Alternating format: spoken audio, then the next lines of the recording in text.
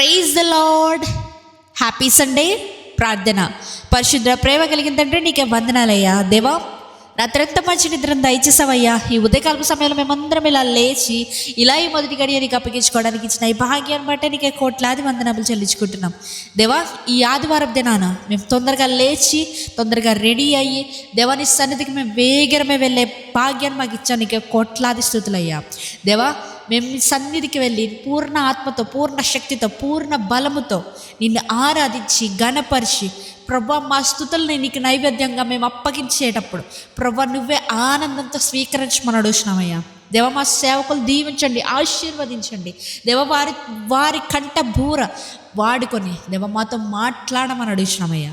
మా స్థితిగతులు నీవు ఎరిగిన దేవుడు, వ్యక్తిగతంగా ఎరిగిన దేవుడు అయ్యా. దేవా, నీవే మాతో మాట్లాడండి ప్రభా.